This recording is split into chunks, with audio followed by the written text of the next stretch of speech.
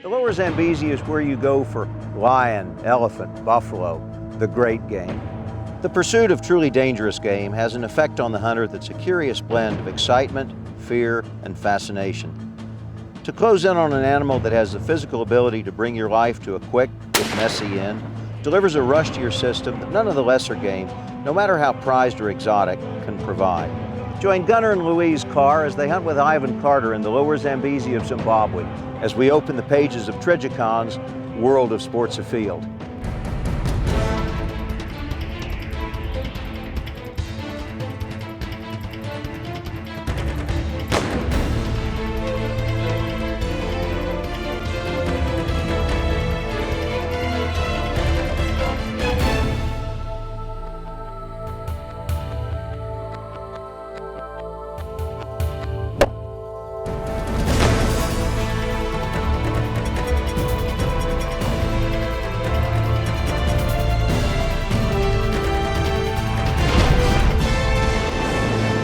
Trijicon's World of Sports Afield is presented by Trijicon, Brilliant Aiming Solutions, DSC, the Dallas Safari Club, Ruger Firearms, Hornady Manufacturing, accurate, deadly, dependable, the Wildlife Gallery Custom Taxidermy Studio, Zeiss Sport Optics, Boyd Harness Company, Cannon Safes, nothing protects like a cannon, the Wild Sheep Foundation, and Lachamo, the best boots money can buy.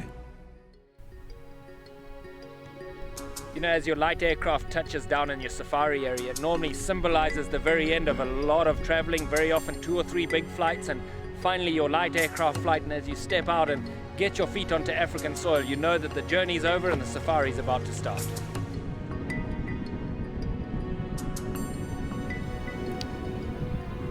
Last time I went to Zimbabwe was 36 years ago, and I had forgotten about the romance of Africa. Once I came back, I was reminded quickly that how special a place Africa truly is, especially the Zambezi Valley.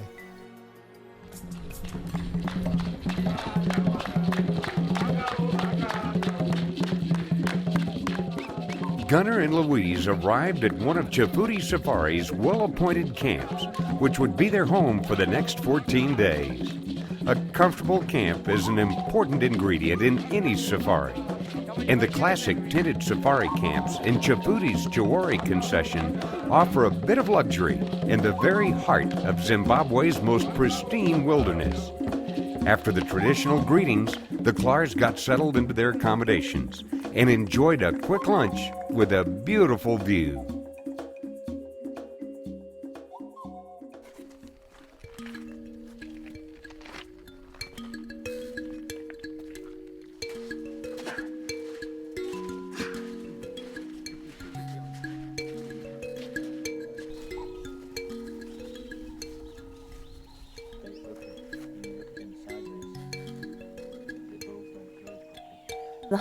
The hunting for buffalo in the Zambezi was pretty fantastic. We would come across tracks a lot, and we would start tracking them if it looked fresh.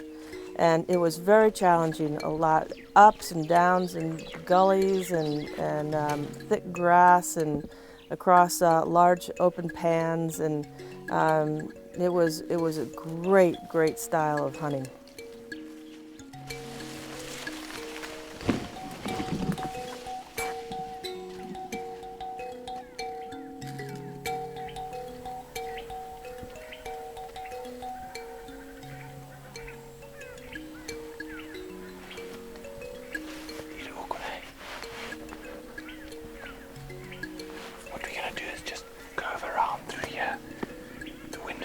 this way and it's moving around quite a bit.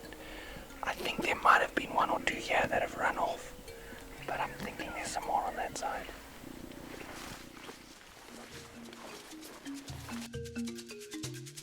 Firstly and most importantly was going to be trying to hunt a buffalo. And you know, in this bush it's very, very thick, but the tracking is pretty easy. There was a lot of buffalo around and we spent a lot of time on tracks. Many times we'd be walking through the thicket, and you could just see a tail swish here or an ear flick there, and the bush was so thick you couldn't really see their horns, and you'd have to get around and try and get a picture of them coming through an open space. And very often the one that you had a clear sight picture of was either too small or too young, or it was a cow, or it was a cow with a calf, or, you know, one way or another. It became pretty tough to get a good clear shot at a bull.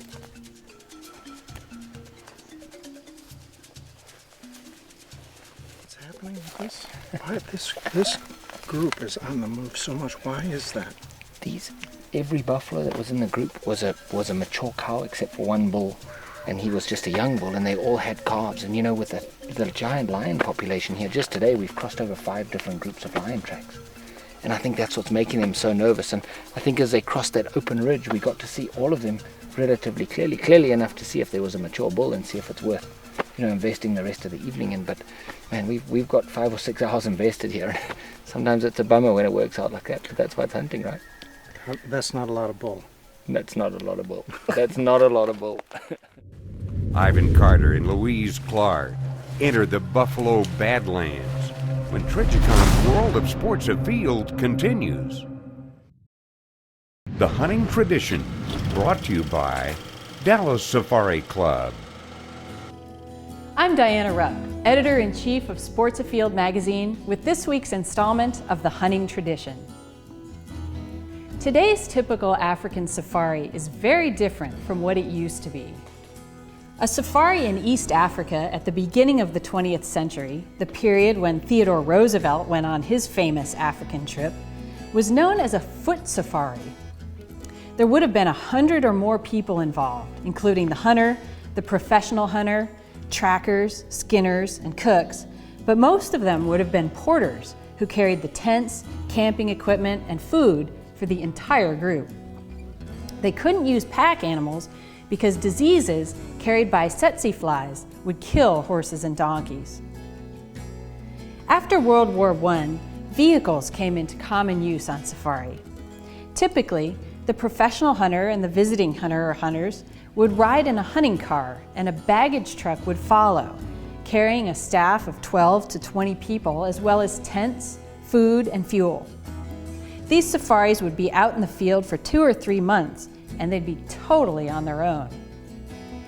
The advent of two-way radios and four-wheel drive vehicles in the 1950s and 60s made life a lot easier for the people who conducted these safaris. When countries started limiting hunters to particular blocks or concessions, it spelled the end of these mobile safaris, and safari hunters now stay in permanent or semi-permanent camps. Today, with charter planes, it's much easier to cover distance quickly, and all this has resulted in shorter hunts. Most African safaris today are now no more than 10 or 20 days long, quite a change from 100 years ago. You can learn more about the hunting tradition in every issue of Sports Afield magazine and at sportsafield.com.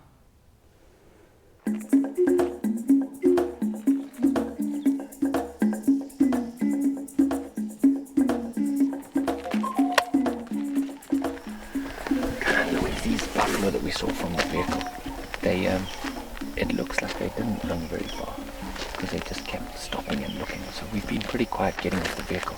I'm not sure what the wind is doing, but we'll just give them 10 minutes or so, and then the wind is horrible. Right at 'em. But it's so still this morning. I think they've gone that way, so we'll curve around behind them, see what happens.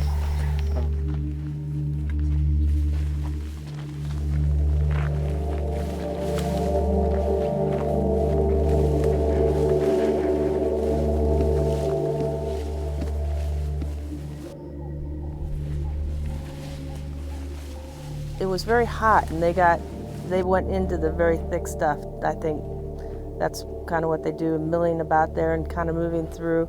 And so to follow them was very interesting. We ended up in the thickest of brush. I mean, so thick it was almost dark under there.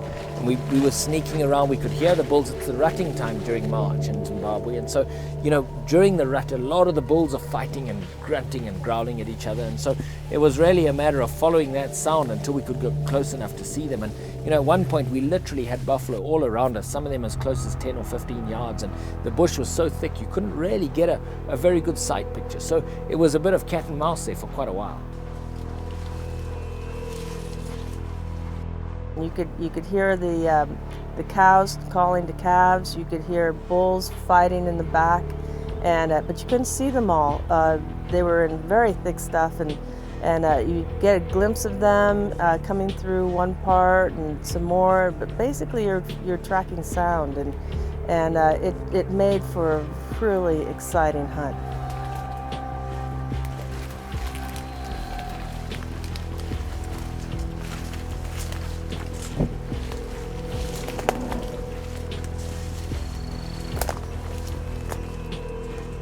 And so we just followed the sound. Tracks weren't important anymore, except for the fact that you had to watch where you were stepping.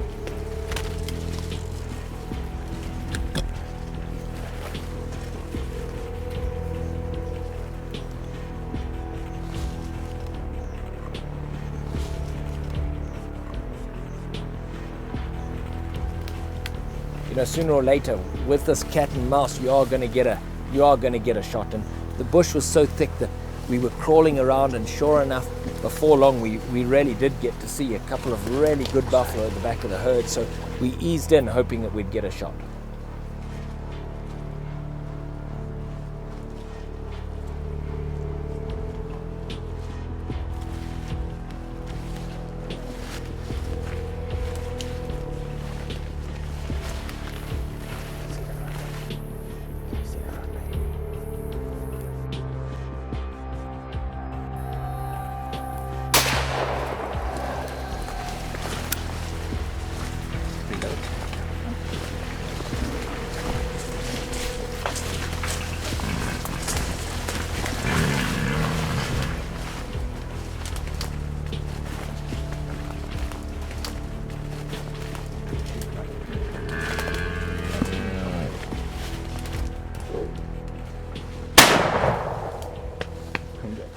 What open. That was a good hunt. Oh, fantastic. And a great buffalo.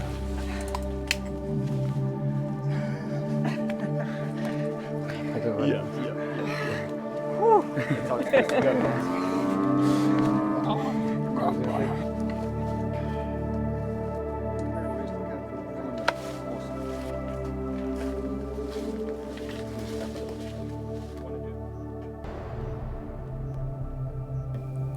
Well, Louise, you know, when you hunt Africa, it's going to be an adventure, and particularly when you're after one of these big old guys. And here we are in the middle of the Jess. It's 7 o'clock at night. We've just tried to get the vehicle in here somewhat unsuccessfully, but you never know what's around the corner, do you? No, it's really, really going well, though. We're all safe, and fire's going, and we could sleep here, as a matter of fact, and have some buffalo steaks. Absolutely. Well, hey, man, you got yourself a nice, gnarly old buffalo, just some fantastic shooting, and, man, just a great hunt all round. All around, very good hunt. The hunt for lion heats up when Trijicon's World of Sports Afield returns.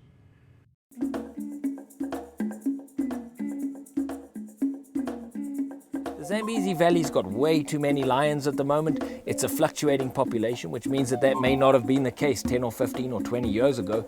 But right now, today, as part of the management of the area, they do have some lioness on quota, and it's a great hunt, so we had decided to take advantage. Now that we had a buffalo in the salt, we also had bait. And, you know, one of the key issues when you're cat hunting is to have enough bait, and not only to have enough bait, to be hanging it in the right places. So we selected some really good places where we thought some lionesses would be moving.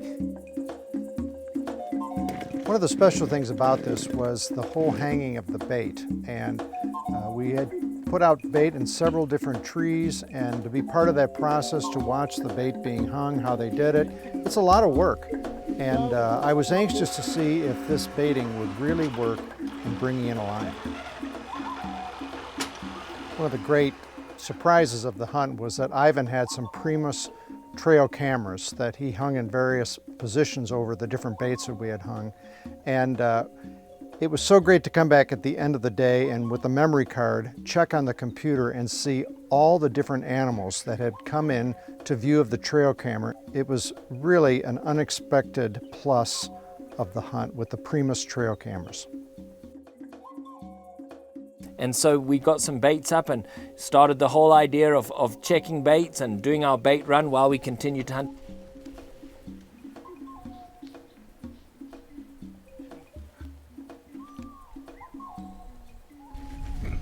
As we walked in, these cats were just under a bush over here.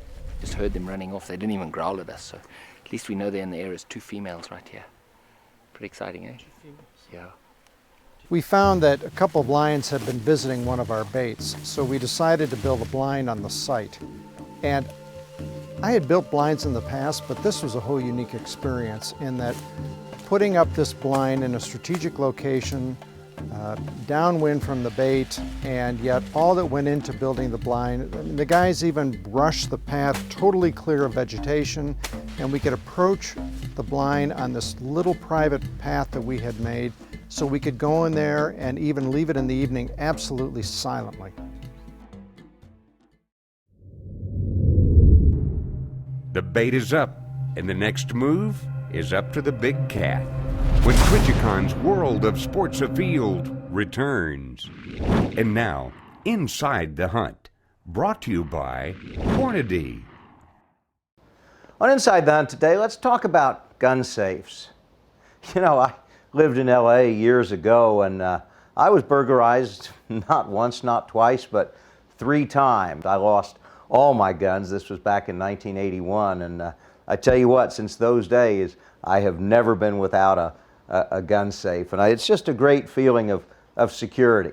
A burglary happens in the United States about once every 14.6 seconds, and home invasions make up about 75% of all crime in the United States. So the truth is, we're all at risk. Guns are a favorite item, and you know, I sure wish I had some of the guns I'd lost back then. One of them was my first double rifle, and yeah, some other really nice guns, but I've rebuilt, and now I protect my guns, and I tell you what, nothing protects like a cannon.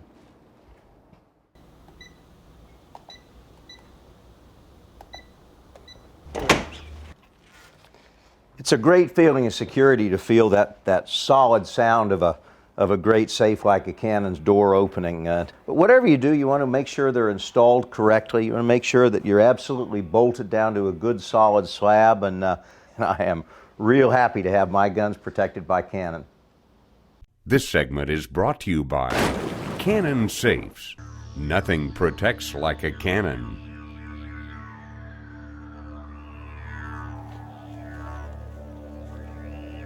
So later in the afternoon, we came to the spot and we crept along this path that had been carefully made. And I was on the tip of my excitement, adrenaline, because I knew that at the end of this path, there was a chance that there could be a lion feeding and that Louise might be able to get a shot if there was a lion there.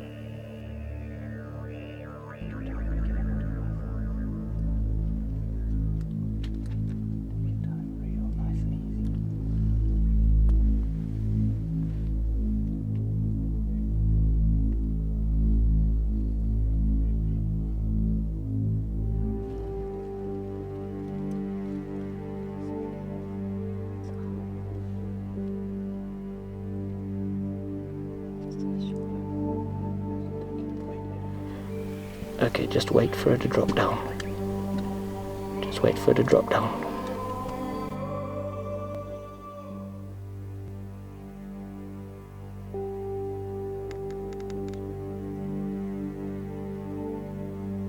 Okay, don't shoot her while she's lying down. Just wait, she'll stand up.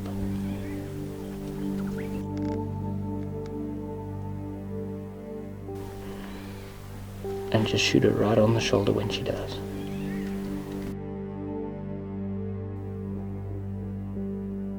Okay, here we go.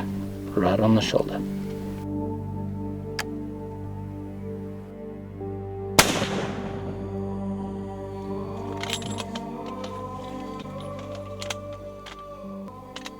After Louise shot, we weren't sure what happened to the lion, so I asked Ivan if I could accompany him to follow up what could be a wounded lion.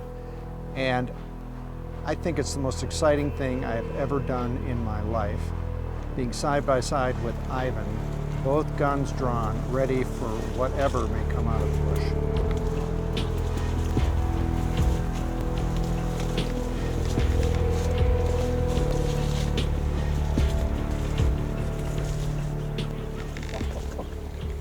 Woohoo! Come on in. Oh, I did though. The perfect shot. Well, I mean, that she just Check at that. Congratulations, man. Well, Louise, you know, that when it comes together, it really comes together. We put a lot of effort into setting this up perfectly. And man, we hadn't been in the blind for 30 seconds when she stepped out. incredible. Yeah, it's just like, whoa, it just was a total presentation. And what could you do? I mean, she was just into feeding, and that's all there was to it. She wasn't, we could have probably yelled and she wouldn't have run away. She was so happy. Well, that's awesome. And just an old girl, just full of scars, and man, she was hooked into that bait. So, an incredible shooting. Congratulations. Just a great, great trophy at the end of a fun and exciting hunt. Trijicon's World of Sports Afield has been brought to you by Trijicon, Brilliant Aiming Solutions, DSC, the Dallas Safari Club, Ruger Firearms, Hornady Manufacturing, Accurate, Deadly, Dependable, the Wildlife Gallery Custom Taxidermy Studio, Zeiss Sport Optics, Boyd Harness Company, Cannon Safes, nothing protects like a cannon, the Wild Sheep Foundation, and Lioness, the best boots money can buy.